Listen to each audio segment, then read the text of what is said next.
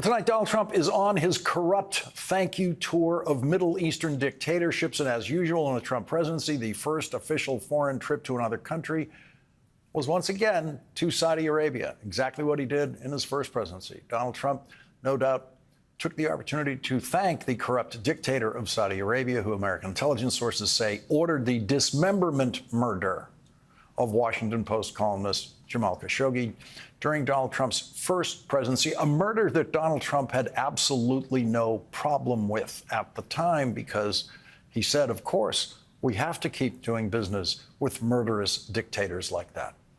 Donald Trump has billions of reasons to thank that murderous dictator, Mohammed bin Salman, who gave $2 billion to Donald Trump's son-in-law to play with. After the first Trump presidency, Donald Trump's son-in-law, Jared Kushner, started an investment firm with zero experience in investing, and he immediately got $2 billion from Saudi Arabia, which means Donald Trump's daughter became the richest Trump that day, if she wasn't the richest Trump already through marriage. Those eager Trump sons, known not to be above jealousy, are busy this week trying to outdo their sister's take from Saudi Arabia, and Donald Trump is doing everything he possibly can to join in the exploitation of the American presidency for every billion it is worth to the Trump family. Donald Trump just offered a new defense tonight on social media for his desire to accept the biggest payoff in the history of the presidency, and possibly the literally biggest payoff in world history, a Boeing 747 that the corrupt dictator of Qatar, a principal funder of the terrorist organization Hamas, wants to give to Donald Trump. The first line of Donald Trump's exclamation point defense of accepting that plane tonight is, the Boeing 747 is being given to the United States Air Force, Department of Defense, not to me, exclamation point. And of course, no one contradicts Donald Trump better than Donald Trump. Here he is telling Sean Hannity on the Real Air Force One today, why wouldn't I accept a gift? Some people say, oh, you shouldn't accept gifts for the country.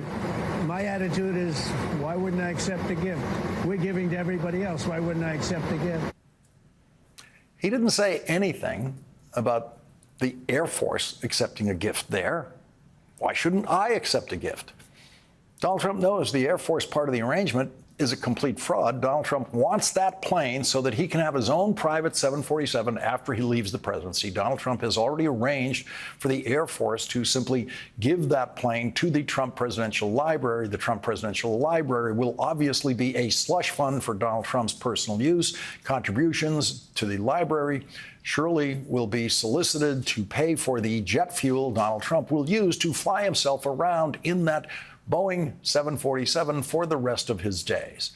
It's all about Qatar giving a plane to Donald Trump for his personal use after the presidency. That's what it's for. That's what it's about. And Donald Trump knows that. And the dictator of Qatar knows that. And that's why Donald Trump said, my attitude is, why wouldn't I accept a gift? Donald Trump is, of course, famously too stupid to keep his conspiracy story straight. The man is just too stupid to observe the theory of the conspiracy and say to Sean Hannity, my attitude is, why shouldn't the Air Force accept a gift? It's a 13-year-old 747, no longer good enough for the Emir of Qatar, where no one dares object to the dictator giving the plane to the author of the Muslim ban in the first week of the first Trump presidency.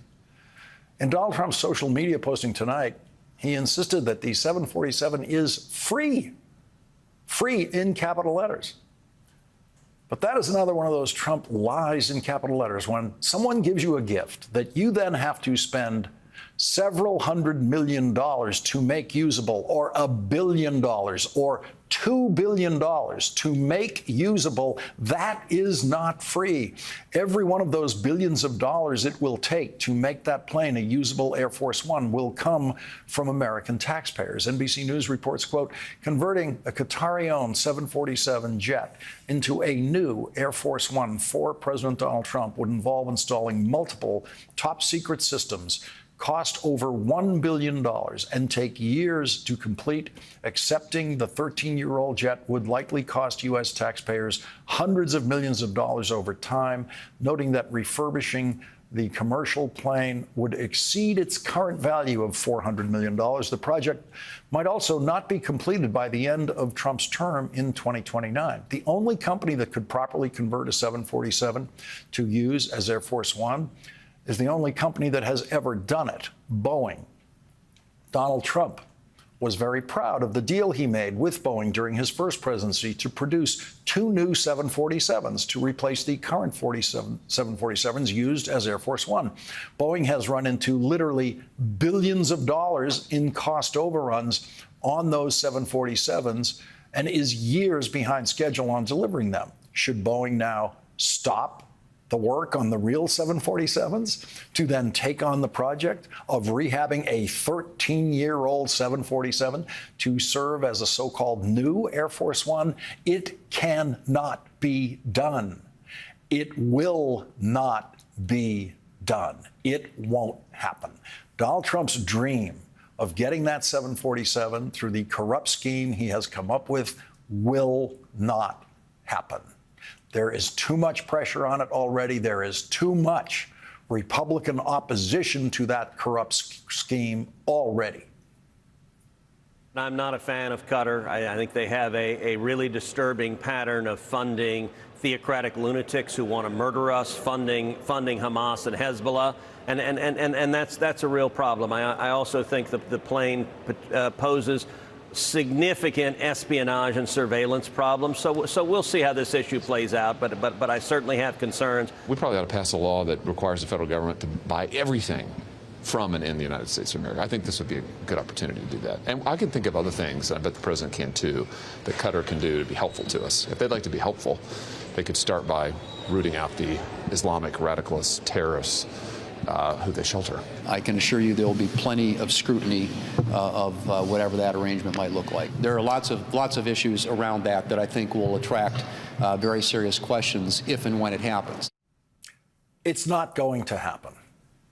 But America and the world are going to have another clarifying picture of Donald Trump emerge as the most corrupt president in history, desperately trying to obtain literally the biggest payoff in history. That image of Donald Trump being supplied entirely by Donald Trump's own stupidity comes immediately after Donald Trump has delivered to all Trump voters and to the world the very clear image of President Scrooge, as Republican strategist Karl Rove called him, after weeks of Donald Trump exposing his stupidity about tariffs and Christmas and Barbie dolls, the crazy Trump worldwide trade war that he is in the process of abandoning has exposed just how stupid Donald Trump is about who pays tariffs and how harmful the Trump tariffs are to all Americans and to Christmas in this country. The Trump tariffs are going to fade away. But the way Donald Trump defined himself in his mad pursuit of his failed trade war should become a dominant image of Donald Trump to the majority of Americans. And the obvious corruption of Donald Trump's sure-to-fail corrupt scheme to get himself a 747 will also live long after Donald Trump gives up on his mad dream of his 747 built for a dictator who funds Hamas. There's no such thing as blood money for Donald Trump. Oh, no. Hamas did what they did on October 7th in Israel, murdering hundreds of Israelis with the full financial backing of the dictator who wants to give Donald Trump a 747, the dictator who Donald Trump wants to accept a 747 from. And Donald Trump wants to take it because he doesn't care whose blood is on your hands when you are handing him what he lyingly calls now a free plane. This is a humiliation tour of the Middle East for Donald Trump, but he's too stupid to know it. Every previous president who ever visited with a Middle Eastern leader, beginning with Franklin Delano Roosevelt during World War II, has done so with dignity and never once suggested to any of those leaders that they could buy a president's affection and loyalty with anything. And so every one of the dictators who will be shaking Donald Trump's hand in the Middle East this week will be looking down at him as someone who lives beneath them, as someone who takes their secondhand junk, their secondhand toys.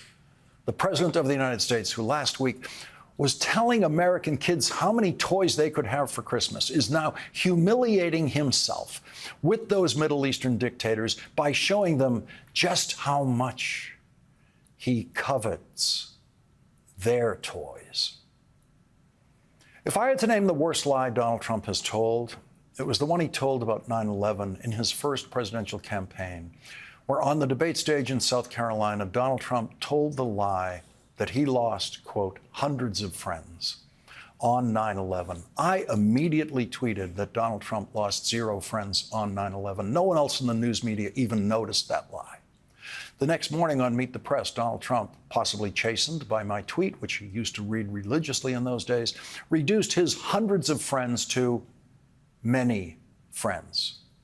No one on Meet the Press called him out about that lie. I immediately tweeted that that was a lie. Again, no one else in the news media cared or noticed it. Donald Trump lost 0 friends on 9/11. Donald Trump tried to steal the grief of thousands of people who lost loved ones on 9/11. He tried to steal that grief in South Carolina, where he assumed everyone there will think that as a New Yorker, he must have lost friends on 9/11. No. 0.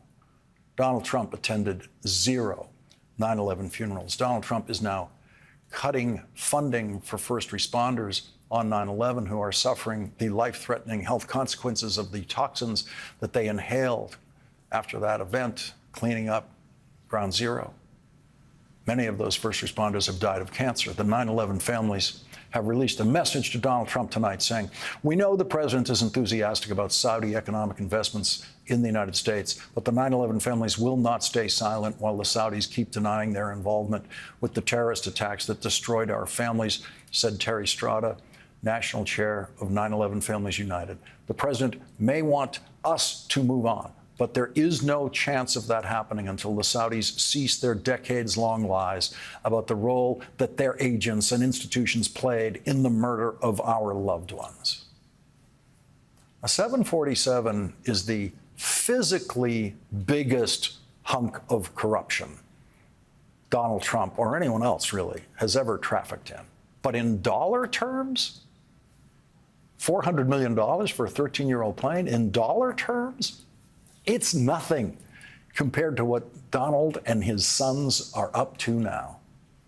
Our first guest tonight, Eric Lipton, reports in the New York Times that in the weeks preceding Donald Trump's trip touring Middle East dictatorships, his sons have, quote, pursued a blitz of family money-making ventures capitalizing on their father's name and power, each seemingly trying to outdo the other. It is a rush to cash in that involves billions of dollars, a luxury hotel in Dubai, a second high-end residential tower in Jeddah, Saudi Arabia, 2 cryptocurrency ventures based in the United States, a new golf course and villa complex in Qatar, and a new private club in Washington. In many cases, these new deals promoted over the last week will personally benefit not only Eric Trump and Donald Trump Jr., but also President Trump himself.